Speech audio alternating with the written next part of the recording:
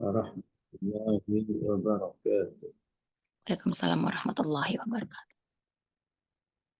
Alhamdulillahi bini'matihi tatimmus salihat.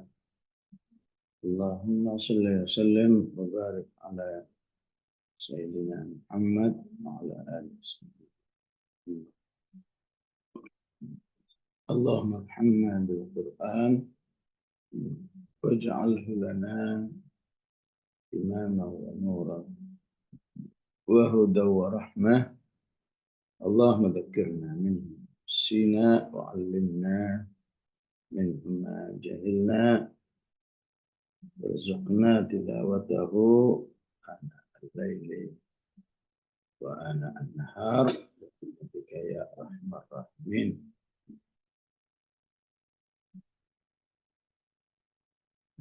Sejenak kita berdoa untuk saudari kita Mbak Dina yang telah dipanggil oleh Allah.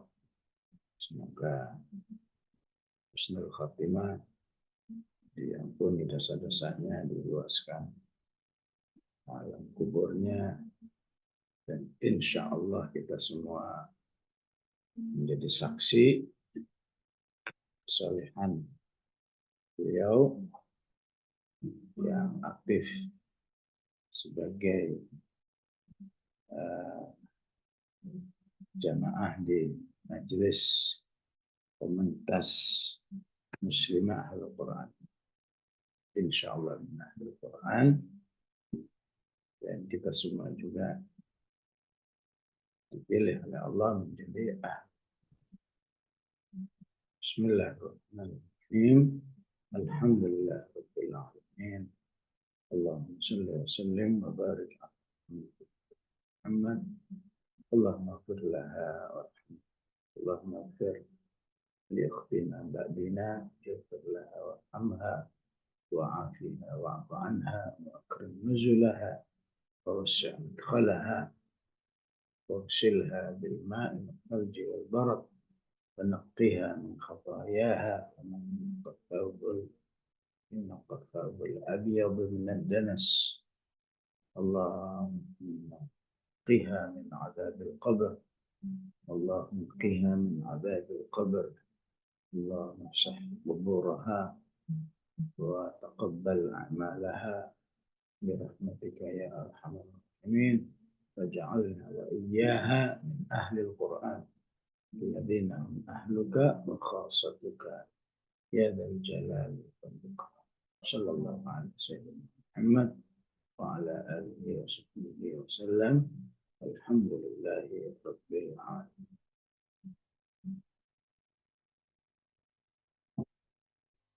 Sebentar.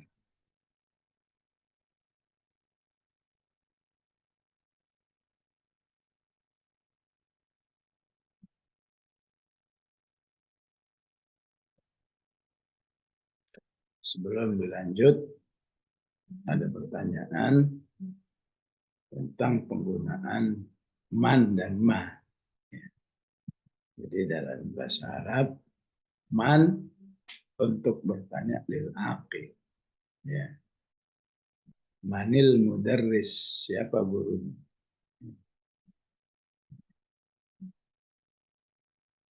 Nanya manusia, maka menggunakan kata man. Ya.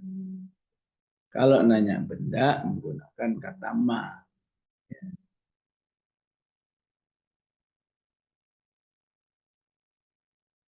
Ma ta'amuka, misalnya. Makananmu apa? Mada akalta, apa yang sudah kamu makan?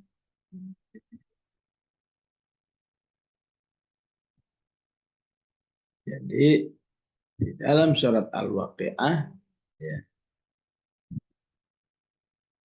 berbicara tentang sosok manusia, tapi kok menggunakan ma. Ya. Wa ashabul maimanati ma ashabul maimana. Ya. Normalnya kan man ashabul maimanah, yang terkait dengan kajian surat kita. Ya.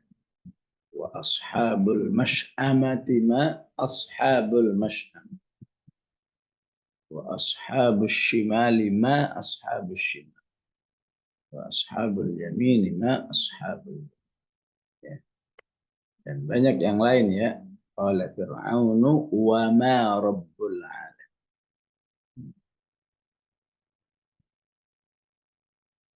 Ketika sebuah pertanyaan ya, yang ditanyakan adalah sosok manusia tapi menggunakan ma, ya, maka yang dimaksud adalah kriteria.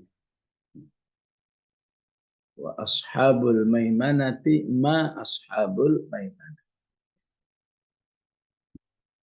Tanyakan kriteria. Wa ashabul mash'amati ma ashabul mash'amah. Kriterianya, kondisinya. Nah, kenapa? Ya, karena orangnya nggak penting. Yang penting, kenapa ada orang sampai bisa disebut ashabul maimanah atau ashabul mash'amah. Dan ini menjadi uslub atau pola bahasa dalam Quran, memang tidak mengajak manusia untuk fokus kepada pribadi-pribadi, tapi lebih kepada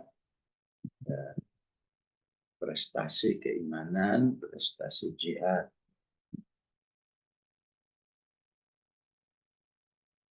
Misalnya ulaika alladzina hadahumullah, kalau orang-orang yang diberi hidayah.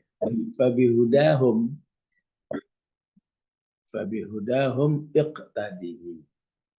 Maka dengan hidayah yang mereka miliki, adalah kamu ambil suri tauladan.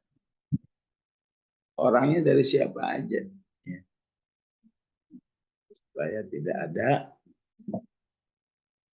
fanatik pribadi. Kamu fanatik sama nilai. Apain saja itu ashabul maimanah. Atau mungkin diberi nikmat apa saja itu ashabul maimanah. Begitu juga ashabul masyarakat.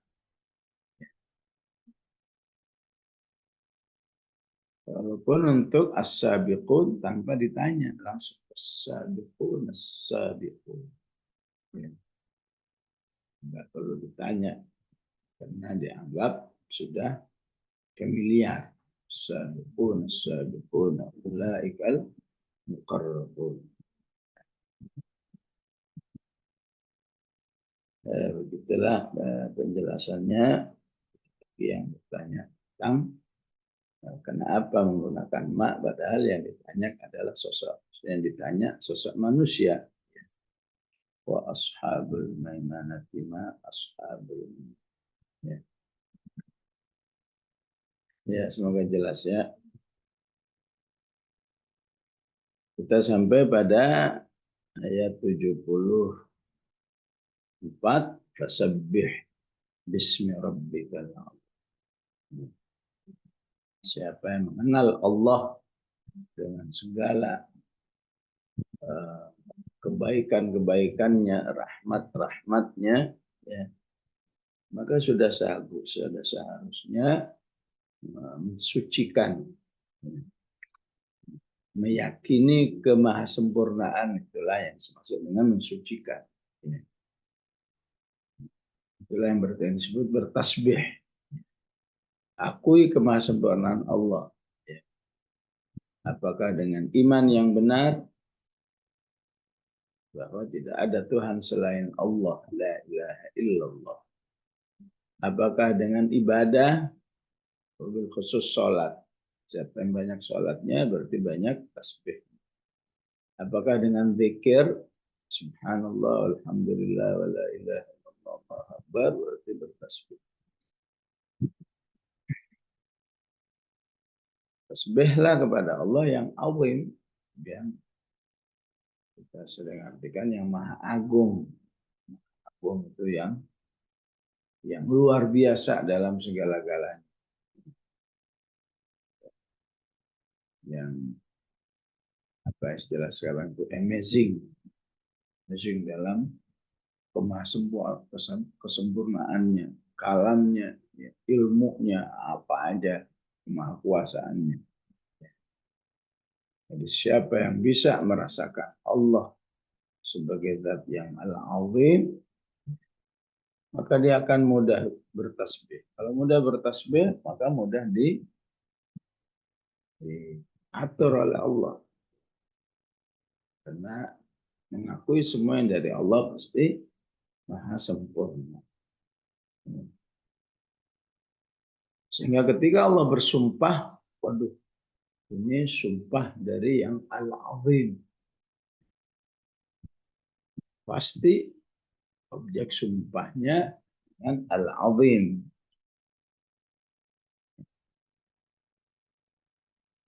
Wala uqsimu bimawaqi'in nujum.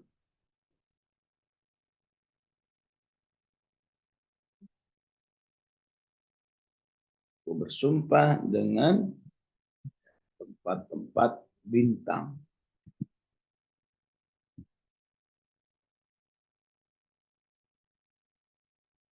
Ya bintangnya aja udah besar, apalagi tempatnya. Bintangnya aja bisa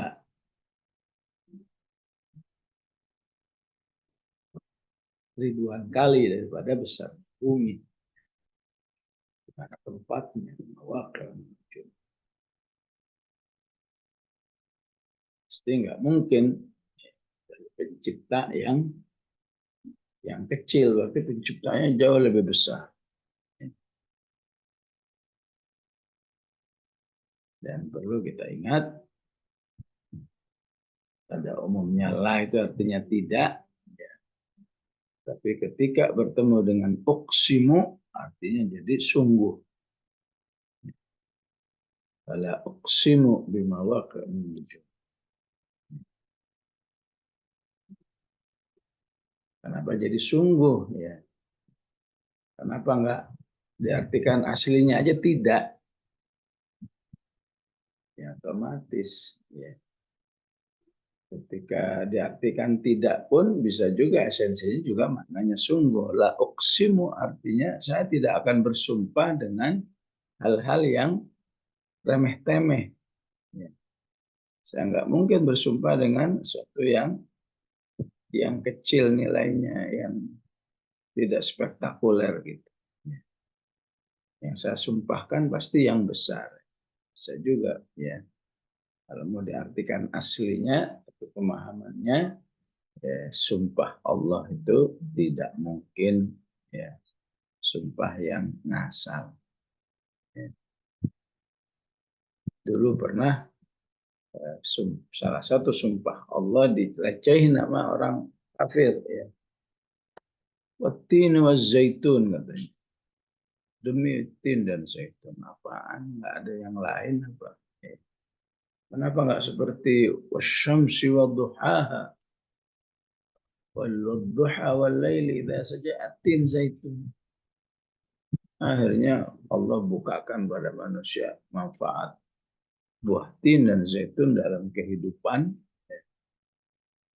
Ya, walaupun orang kafir yang paling perhatian ya sama tin dan zaitun ya. Ya, kalau ibu-ibu nginep di hotel berbintang 5 itu menjadi keharusan. Breakfastnya harus ada buah tin, ada zaitun, baik buahnya, minyaknya. Karena semua orang tahu itu sangat bagus buat manusia. Pantesan dijadikan sumpah. Tin wa zaitun. Setara dengan tur sinin, setara dengan Makkah wa hadzal baladil amin. Ya. Jadi fala uqsimu bimawaqi'in nujum, sungguh aku bersumpah dengan ya, posisi-posisi tempat bintang itu berada.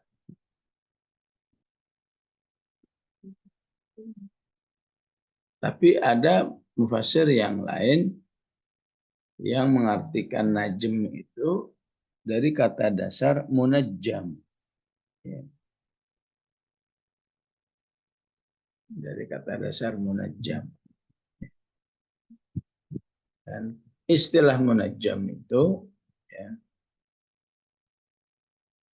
istilah munajjam biasa digunakan untuk peristiwa turunnya Al-Quran. Ya. Bahwa Al-Quran diturunkan munajjam artinya berangsur-angsur. Ya.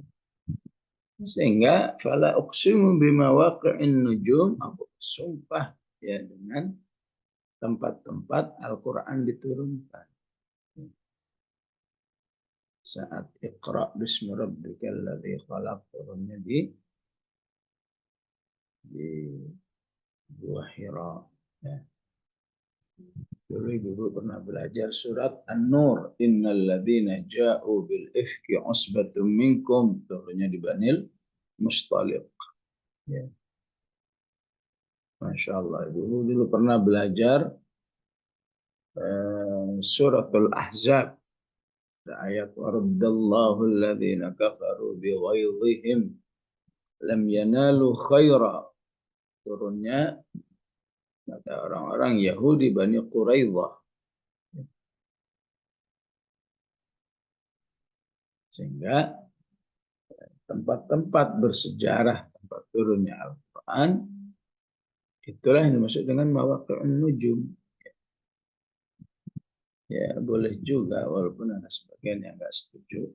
Tapi yang memahami mawaqi'un nujum, tempat diturunnya Al-Quran, ya, karena ada satu kaidah dalam kehidupan, dalam kaidah yang dipahami oleh para ulama, semua yang ditempeli Quran mulia. Jibril menjadi istimewa karena dia yang menurunkan Al-Quran. Rasulullah istimewa karena kepadanya diturunkan Al-Quran. Makkah, Madinah menjadi mulia karena turunnya Al-Quran. Manusia menjadi sangat mulia karena intensifnya dengan Al-Quran. Maka wajar jika tempat-tempat di mana dulu turunnya Al-Quran juga dimulia. Karena semua yang bersama Al-Quran jadi yang dimuliakan oleh Allah Subhanahu wa Ta'ala. Betapapun orang itu tadinya ya, orang yang nggak berarti. Ada seorang namanya Ibnu Abi Aufa. Dulunya hanya seorang budak ini. Pokoknya orang ya, orang yang dianggap tidak berarti ya. Lama-lama jadi ulama. Jadi bahkan jadi gubernur di suatu daerah. Maka ketika Umar bertemu dengan tabi'i ini, maka Umar membacakan hadis yarfa'il ya innallaha yarfa'u bihadzal kitabi aqwaman.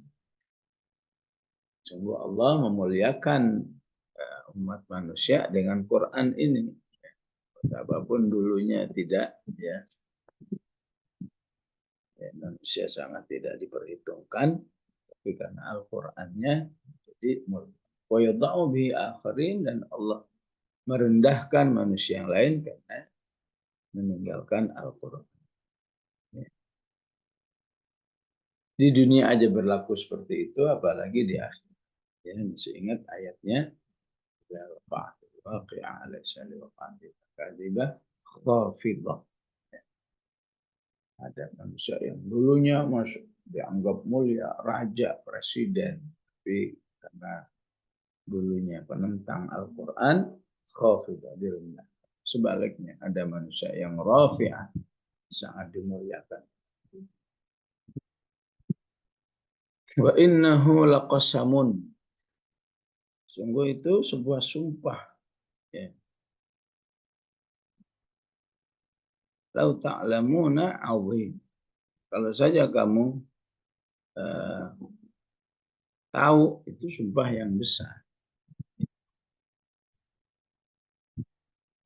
Jadi ini ini lau ta'lamun ini namanya jumlah aridah. Aridah itu ungkapan yang diselipkan. Jadi sebetulnya cukup andai kata tanpa lau ta'lamun sudah jumlah mufidah, sudah susunan kata yang terpaham. Misalnya wa innahu laqasamun 'azim. Sungguh itu merupakan ya sumpah yang luar biasa besar. Tapi pakai jumlah aridah. Ya, susunan kata yang diselipkan. Yaitu kata lau ta'lam. Jadi kalau secara pemahaman bisa aja begini. Wa innahu laqasamun 'azimun lau ta'lamun. Sebenarnya sumpah ini sumpah yang luar biasa kalau saja kalian. Kenapa harus pakai lau ta'lamun? Pesannya adalah untuk bisa memahami sumpah Allah itu besar, maka manusia butuh ilmu, ya, butuh ngaji. Al-Quran termasuk yang disumpahkan. Yasin wal Qur'anil Qaf wal Qur'anil Majid. Ya. Maka manusia tidak akan merasakan ya, keagungan Al-Quran kecuali ya kalau dia punya ilmu. Langsung atau tidak langsung? Langsung, ya insya Allah kita semua bisa merasakan wa innahu laqasamun azim. Karena Allah telah memilih ibu semua, kita semua bersabar dalam mempelajari Al-Quran. Ini merupakan cara langsung untuk merasakan Al-Quran yang azim, karena dia diungkapkan dengan qasamun azim. Ya. Ataupun tidak langsung, yang punya ilmu kedokteran, ya. Kalau saja dia mau mentadabburi ayat, ya, ayat Al-Quran, maka dia sudah bisa merasakan bahwa betapa luar biasanya Al-Quran di dalam menjelaskan tentang pokok-pokok atau isyarat-isyarat kesehatan. Atau seperti ayat kulu washrabu wa la tusrifu. Nah, umumnya manusia kalau sudah makan minum suka enggak terkendali, maka Allah perlu wala tusrifu. Di ayat yang lain wala tatghaw. Janganlah kamu berlebihan dalam menikmati nikmat-nikmat Allah. Ya. Yang jurnalis juga begitu, karena dia paham betul ilmu jurnalis sehingga dia menemukan Al-Quran yang luar biasa. Dari mana? Ya biasanya tulisan hasil karya manusia itu nggak bakal ada isi, akan ada isinya yang mengkritik penulisnya. Ya. Sementara Al-Quran sering dituduh, ini adalah karya Muhammad, karya Muhammad. Kata seorang jurnalis kafir ini, yang akhirnya masuk Islam, nggak mungkin ini dari Muhammad. Ya, karena ayatnya banyak mengkritik dirinya sendiri. Abasa wa tawalla. Dia telah cemberut dan cuek. Abasa wa tawalla. Anja'ahu. Maka nali nabiyyin ayyakuna lahu asra hatta yadkhina fil ard. Masa Nabi nggak tegas dalam menghukum. Dari situ dia merasakan azim. Anil azim. Yang belajar sejarah juga begitu. Itulah ilmu Al-Quran hanya terasa azim kalau manusia mau berilmu. Ya. Dan inilah pentingnya dakwah politik. Ya. Apa hubungannya dengan Al-Quran? Ya supaya jadi kebijakan. Ya. Kalau politiknya belum berpihak terhadap Al-Quran, ya, yang belajar nunggu kesadaran begini. Yang mau, ya mau, nggak belajar. Ya. Tapi kalau politik, banyak cara agar nggak ada manusia yang awam sama Al-Quran.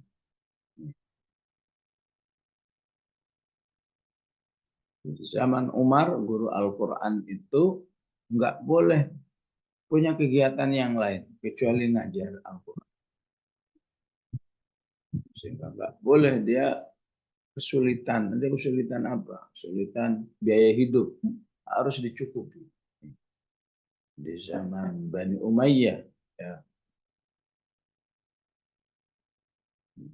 walaupun gubernurnya penjahat luar biasa, Hajjaj bin Yusuf Al-Thaqafi, tapi beliau punya kelebihan, umat harus paham Al-Quran.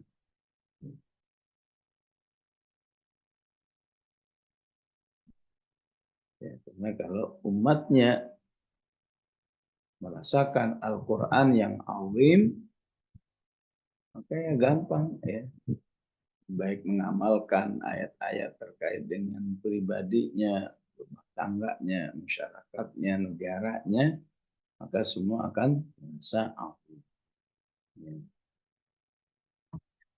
Objek sumpahnya apa? Ya, istilahnya muqsamun alaih. Ya. Objek sumpahnya adalah innahu laqur'anun. Sungguhnya Quran ini kitab yang mulia. Ya.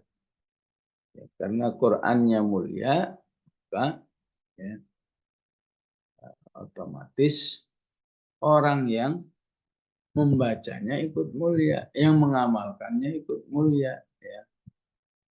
Yang memperjuangkan, ya, apapun orang menganggap, ya, penduduk Gaza itu mungkin miskin, mungkin begini, mungkin begitu, ya, terbelakang dan sebagainya, ya. Ya, tinggal cuma bubuk-bubuk gitu aja. Tapi ya, aktifnya bersama Al-Quran itu membuat mereka karim indallah. Ya. Ada seorang sahabat namanya Zahir, Zahir bin Umar. Ya. Zahir itu sahabat yang sangat nggak terkenal. Ya. Nggak terkenal. Ya. Penampilannya juga ya, istilahnya ala kulli hal gitu ya. Nggak ada menarik-menarik. Tapi saat dicandain oleh Rasulullah. Ya. Candain saat dia lagi jalan itu Rasulullah mengendap-endap dari belakang. Terus sekelas Rasulullah ya, suka juga bercanda ya. Kira hidupnya serius semua ya. Dia bukan raja tapi dia juga fungsi sebagai orang tua, dia juga guru, dia juga panglima ya. Maka langsung dirangkul dari belakang. Belakang dekap gitu ya, ya. Sambil teriak-teriak Rasulullah. Ada yang mau beli manusia ini, ada yang mau beli enggak manusia ini. Seakan dia budak gitu. Kata Zahir, ya Rasulullah, ya, kamu mau jual saya, ya, rugi kamu, ya. Siapa yang mau beli saya, ya? Orang kayak saya, ya, kalau dijual ya paling laku 1.000, 2.000 gitu lah maksudnya ya. Kamu tahu sendiri, saya ini ya miskin, ya gembel, ya damim, ya damim itu buruk rupa. Siapa bilang kata Rasulullah? Siapa kamu bilang orang murahan. Ya. Kamu itu di sisi Allah manusia yang mahal sekali. Innaka indallahi la rajulun ghalin. Begitulah ya. Di sisi manusia dianggap remeh-temeh, nggak apa. Tak ghalin. Manusia yang mahal. Kenapa? Berarti mulia. Kenapa? Ya karena pengakses Quran yang aktif. Innahu la Quran. Bisa jadi dia bukan siapa-siapa di hadapan manusia, tapi di sisi Allah ternyata. Istilah lain adalah masmu'us saut, ya. Orang yang suaranya terus naik ke atas langit. Ya. Kenapa? Ya karena banyak zikirnya, banyak tilawahnya. Sehingga malaikat kenal banget suaranya itu. Ya. Dan orang seperti ini ya kalau mau banyak baca Quran. Apalagi menghafal. Kita menghafal nggak bisa baca 10, baca 100 kali, 200 kali nggak bisa. Harus ya, minimal 1000 kali. Baru tuh Al-Baqarah udah kayak Al-Fatihah aja. Insya Allah. Jadi Indonesia yang karim. Ya. Walaupun manusianya nggak perlu ngaku-ngaku. Minta diakui. Dan itu urusan dia dengan Allah. Ya. Seperti mulianya Zahir. Ya. Dia nggak perlu ngaku-ngaku. Dan banyaknya orang-orang seperti itu ya. Nah, kadang Rasulullah SAW melihat orang ya, ya mungkin gembel nggak itu. Kata Rasulullah, ada nggak ya orang yang mau ngambil mantu orang ini ya? Wah, nggak bakal ada ya Rasulullah. Jalan lagi, nanya lagi ya. Ada nggak ya? Ya. Orang yang mau menerima rekomendasi dia. Nggak ada Rasulullah. Bener nih nggak ada semua. Kamu tahu. Orang itu di sisi Allah khairu minad dunya wa ma fiha. Ini di dunia ya, lebih baik dari sini. Apa yang ada di dunia. Kenapa? Ya karena dia mengakses Quran. Qurannya mulia, otomatis orang mulia di sisi Allah. Ya.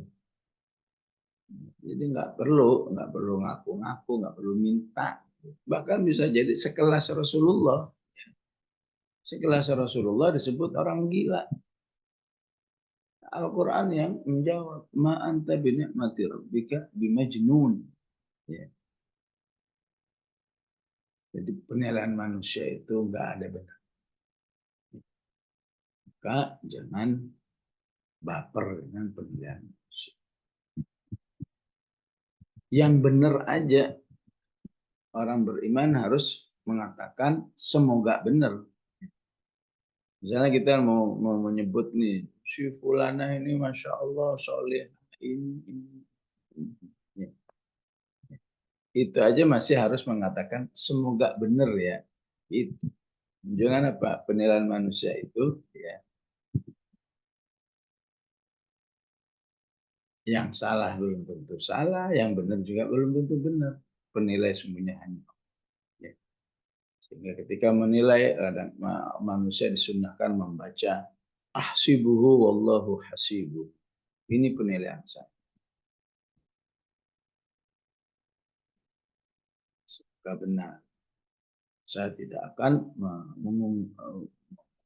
mendahului Allah wala uzaki ahadan ala Allah. Ya. Penting dalam berdakwah ya. Dakwah ya. Partainya insya Allah partai dakwah ya. Masyarakatnya lagi salah paham, wah ini partai munafik, partai pengkhianat, partai ini, partai itu. Ya. Ya begitulah manusia, namanya kumpul manusia ya begitu. Seharusnya orang beriman ketika nilai-nilai negatif itu semakin dekat kepada Allah. Ya. Supaya di sisi Allah orang beriman itu dibela. Ma anta bi ni'mati rabbika bimajnun. Ya. Kamu tidak, ketika niatmu baik, kamu tidak seperti yang dituduhkan. Ya. Justru kamu adalah pemburu pahala-pahala yang luar biasa. Enggak ada putus-putusnya. Wa inna laka la ajran ghaira mamnun. Ya. Kenapa? Karena bekerja untuk Islam, untuk kemajuan Islam dan umatnya. Semakin ya, berusaha baik.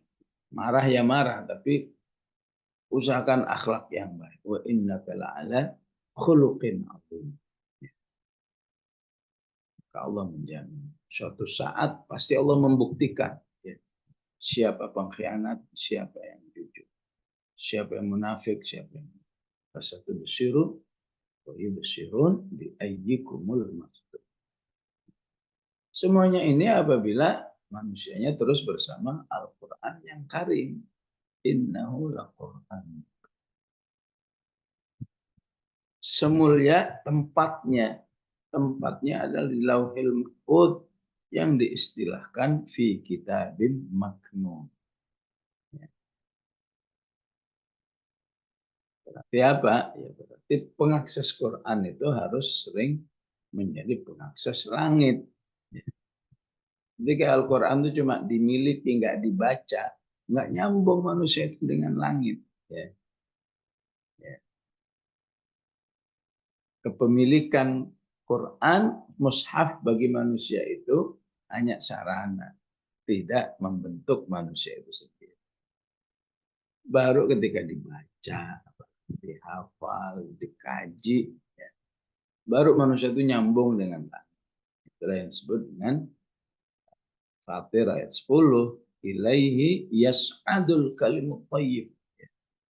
Semua ucapan yang baik dari manusia itu langsung naik ke langit, direkam.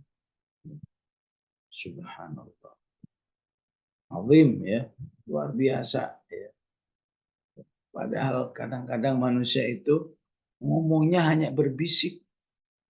Kalau ibu sholat kan nggak perlu teriak-teriak kan, kalau rukuk subhanallah azim, dengar sendiri. Tapi itu naik ke langit ya. Gimana itu teknologinya?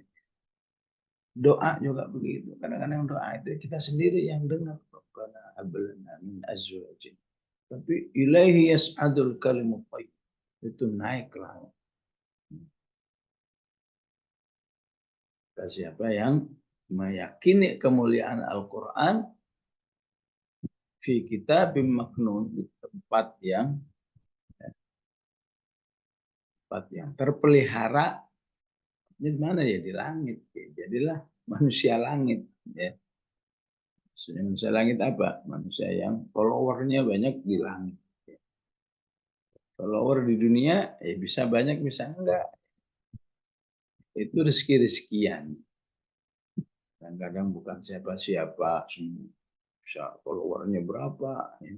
4 juta manusia. Kita juga hilang sendiri, tapi punya follower langit, punya follower malaikat, berarti kamu memang betul-betul mulia, mulia yang asli. Walaupun dihinakan oleh manusia, kamu mulia. Fi kitabim maknun la yamassuhu illa yang tidak bisa menyentuhnya kecuali malaikat-malaikat yang suci. Ya.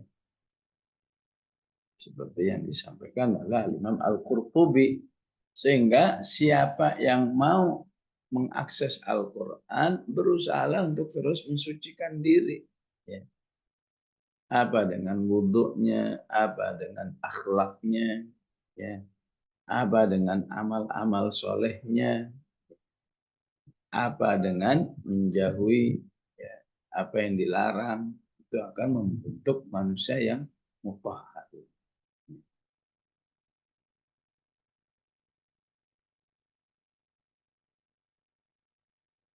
Karena Qur'annya suci, manusia juga harus suci. Gimana kalau nggak suci apa nggak boleh? Boleh. Paksain aja. Nanti kamu akan disucikan oleh Al-Quran. Saya ini banyak salahnya, saya ini kurang itu. Ya udah kerjain aja. Nanti Quran akan membersihkan. Jangan nunggu, jangan lu suci dulu ya. Kecuali wah, saya ini belum suci, ya udah perbanyak dulu istighfar, banyak dulu sholawat, banyak dulu sholat ya. Andai kata enggak begitu bukan berarti jangan bersama Al-Quran.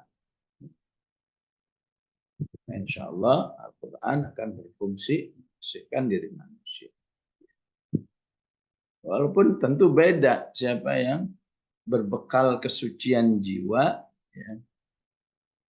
Maka insya Allah ketika bersama Al-Quran langsung nikmat. Ya, kajian begini nih ya, kalau yang berbekal kesucian jiwa, insya Allah ya, insya Allah nikmat aja. Aduh, tahu-tahu sejam. Ya. Yang enggak, yang enggak bersih jiwanya ya ikut aja nggak apa-apa udah ya. Ya namanya nggak bersih jiwanya ya mungkin merasa tuh nggak selesai-selesai ngomongnya ya. Kok nggak lucu-lucu dari tadi serius terus. Tapi bukan berarti nggak ada manfaatnya. Beda cara menikmati, kemampuan menikmati tergantung kualitas kesucian jiwa. Jadi jangan pernah membenci. Nah, a priori Rasulullah mengatakan terhadap orang yang nggak mau ngaji, kata Rasulullah, ya, lamma a'radallahu anhu. Karena dia nggak mau, ya Allah nggak mau dia. Walaupun nggak mau, yang penting hatinya mau dulu. Sebetulnya saya mau, tapi masih begini, apa ya. Jangan langsung di-cut. Pokoknya saya nggak mau. Memang amal soleh cuma Quran doang. Nah itulah pemahaman imaninya seperti itu. Keimanan la yamassu ilal mutahharun, ya. Sebagaimana malaikat itu suci sehingga bisa mengakses Quran yang di lahul mahfuz, manusia juga harus berusaha mensucikan dirinya agar dia bisa mengakses. Walaupun kemudian ayat ini populer juga dengan pemahaman fikihnya. Ya. Boleh enggak orang yang berhadas kecil apalagi besar menyentuh Al-Quran? Boleh enggak haid menyentuh Al-Quran?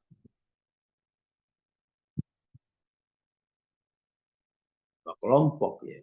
Memang Al-Quran memberi ruang untuk beristihad, wajar. Itu Quran kan, yang dimaksud Quran itu yang di Lauhil Mahfuz. Penyentuhnya itu malaikat, bukan manusia. Maka kalau dipahami manusia, ya otomatis nggak apa-apa. Itu argumen yang mengatakan nggak apa-apa walaupun berhadas, ya. Apakah karena haid, karena nifas, karena tidak berwudu, ya, menyentuh Al-Quran. Karena konteks ayat ini bicara tentang Quran yang di langit yang biasa, bukan Quran yang di depan kita ini. Gitu. Ya udah Pak, terima aja kalau ada orang begitu. Emang Al-Quran ngasih ruang memahami gitu. Nggak usah disalah-salahin. Ya. Gimana sih kok ngomong gitu? Karena dalam usul fikih dikatakan apa? Al-ijtihadu la yanqudu bil ijtihad. Si A berpendapat boleh menyentuh Al-Quran walaupun berhadap. Si fulan enggak boleh, maka antara dua kelompok ini enggak boleh saling menyalahkan. Kamu salah, kamu salah. Udah ikuti aja menjadi keyakinanmu. Sesekali boleh kamu cari ya yang bisa meyakinkanmu bahwa saya mengikuti pendapat yang boleh. Cari supaya enggak bimbang. Kata yang enggak boleh, ya memang maksudnya seperti itu, bahwa itu Quran yang di langit disentuh oleh malaikat. Tapi kan ayat berikutnya mengatakan Quran yang juga diturunkan tanzilum mir rabbil alamin. Jadi dengan ayat tanzilum mir rabbil alamin berlaku juga dong bagi manusia yang di hadapannya ada mushaf. Jadi jangan menyentuh kecuali kalau dirinya suci.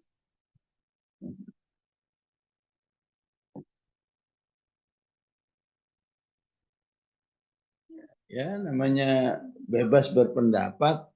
Kata yang mengatakan boleh itu kan bukan berarti harus dipahami keharusan berwudhu dalam menyentuh, tapi itu ya diturunkan sebagai pedoman hidup. Jadi dua kelompok ini sampai kiamat nggak bakal bisa ketemu. Ya silakan. Karena Rasulullah mengatakan, ya, siapa yang beristihad tapi kemudian salah di sisi Allah, berarti dapat satu pahala. Kalau benar dapat dua pahala. Yang penting dalam setiap khilaf itu cari yang menurut diri manusia itu ini kayaknya yang benar nih, ya, supaya dapat dua pahala. Sambil ngaji lagi ngaji. Manusia itu ya nggak ngapa-ngapain aja disunnahkan selalu punya wudhu.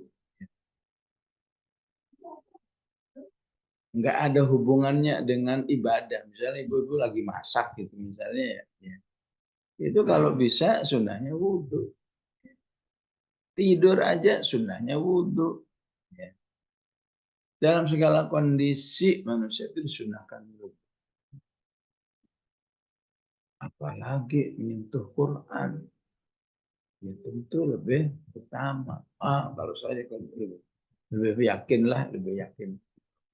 Siapa tahu pendapat ini yang paling benar. Seperti itu. Imam Malik kalau ngajar hadis di Masjid Nabawi dulu nggak mungkin ngajar hadis tidak berwudu. Selalu berusaha berwudu. Nah, apalagi mengajar Al-Quran. Wudu itu penting. Ataupun ya bolehlah memang nggak wajib ya. Tapi saya pribadi ya, dia mungkin dari kecil belajarnya fikih yang katakan nggak wajib misalnya. Emang nggak wajib, tapi kalau bagi saya ya nggak sopan lah ya istilahnya menyentuh Al-Quran ya, tidak berwudu. Pemahaman fikihnya seperti itu ya. Dan di kitab-kitab tafsir ya, yang populernya memang ini langsung menjadi ayat hukum.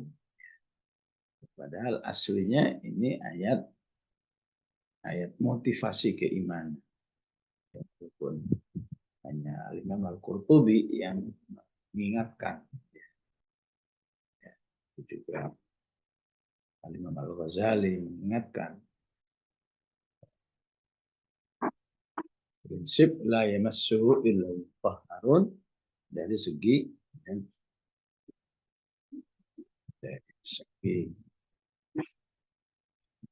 pentingnya pembersihan jiwa.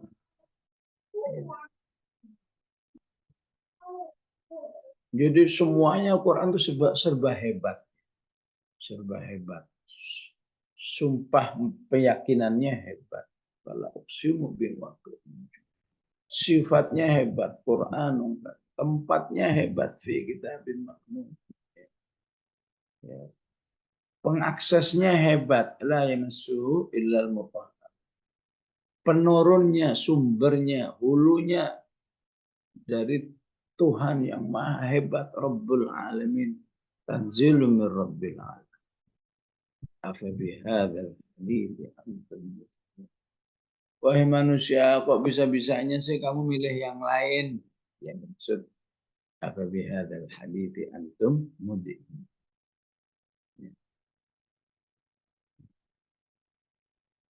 Di mudhinun itu ibaratnya begini, Bu.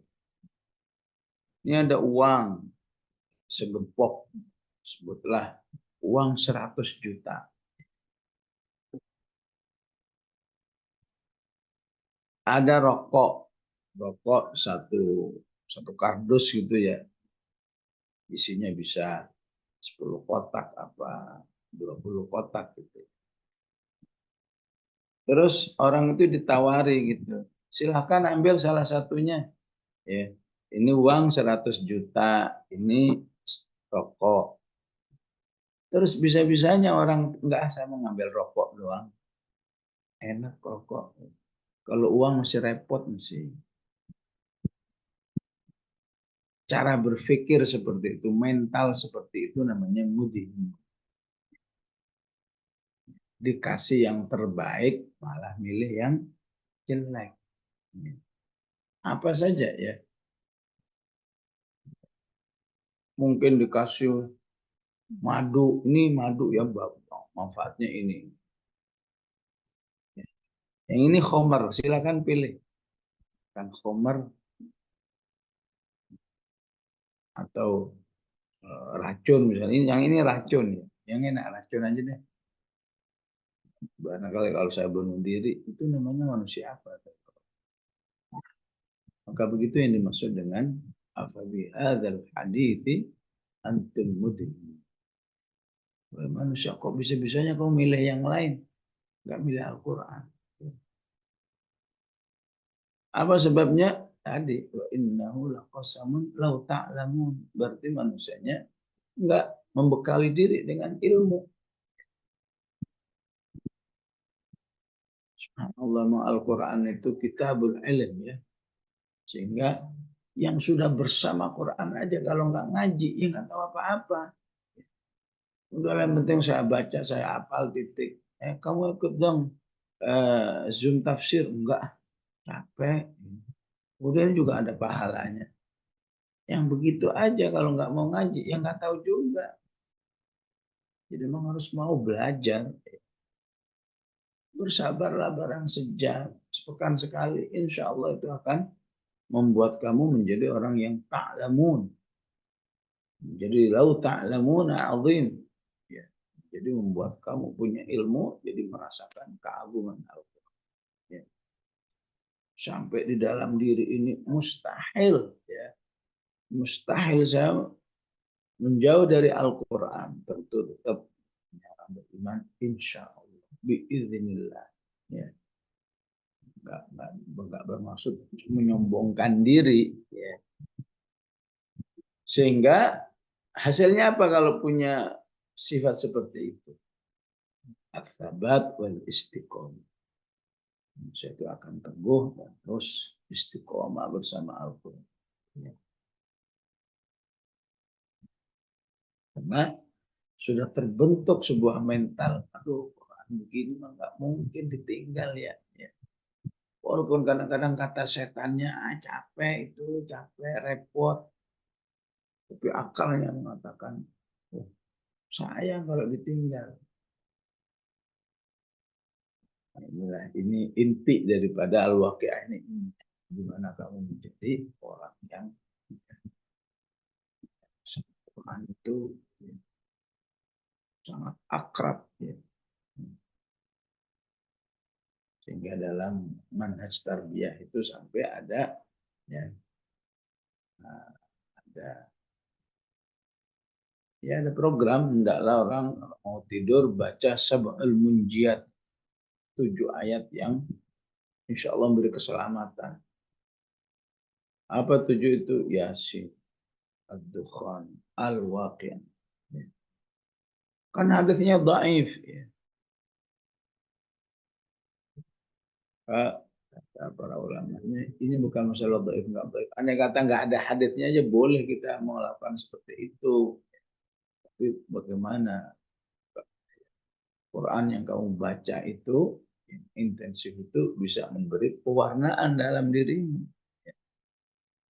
Dari Yasin, pewarnaan, semangat berdakwah, betapapun taruhannya nyawa. Sedangkan wadrib lahum mathalan ashabal qaryah idh ja'al mursal. Dan banyak Al-Quran mengistilahkan firman Allah itu dengan hadis. Ya. Ini beda dengan hadis-hadis yang kita itu. Surat Az-Zumar, Allahu nazzala ahsanal hadis. Ya.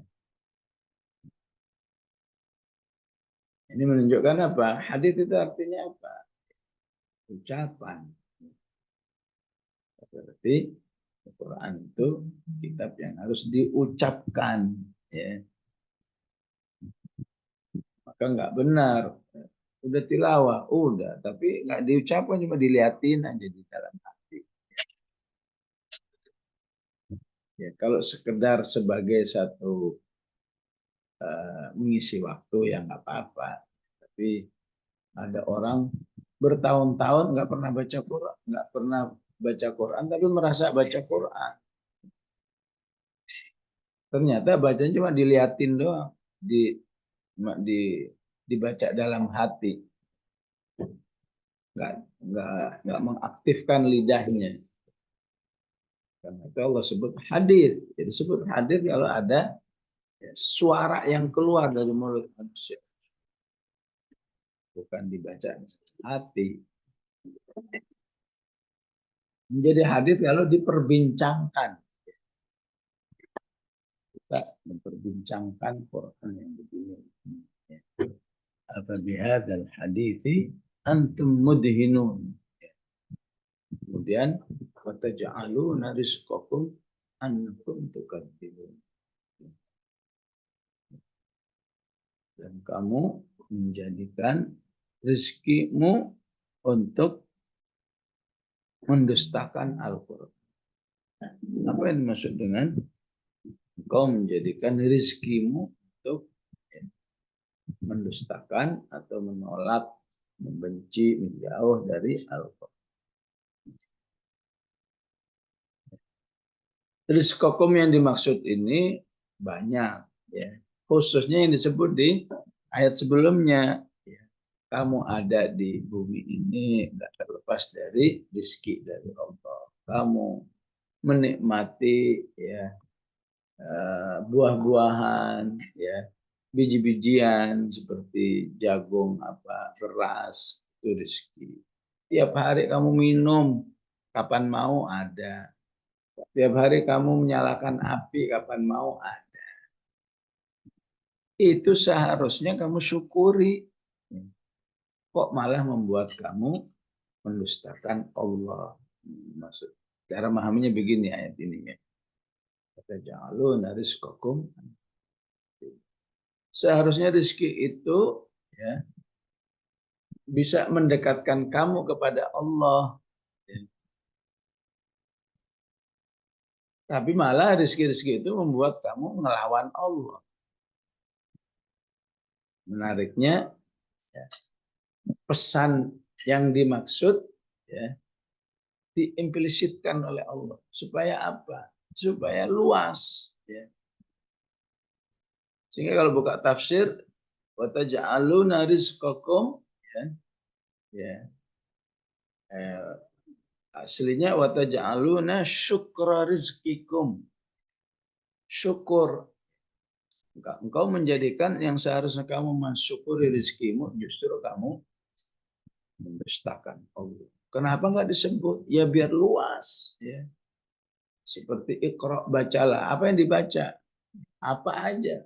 Quran kamu baca, ya, buku pengetahuan kamu baca, apa aja kamu baca. Kalau Quran nanti dikira cuma suruh baca Quran loh. Begitu juga ya, pesan yang terimplisit, pesan yang tidak dieksplisitkan, biar luas. Seharusnya rezeki itu membuat kamu bersyukur. Sehingga rezeki itu seharusnya membuat kamu selalu ingat kepada Allah. Ya. Seharusnya dengan rezeki itu kamu jadi banyak ibadah. Ya.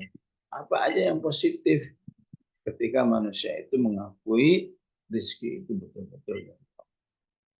Bukan malah tukadzibun. Bukan malah kamu mendustakan Allah, menentang, menjauh dari Allah. Ya. Jadi tidak dieksplisitkan karena dianggap sangat familiar bagi manusia. Ya. Bagaimana seharusnya menyikapi rezeki.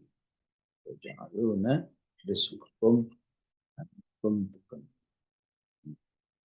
Demikian jamaah rahimakumullah. Jadi kita bagi hari ini sallallahu alaihi wasallam Muhammad wa ala alihi wa sahbihi wasallam. Alhamdulillah bil alamin.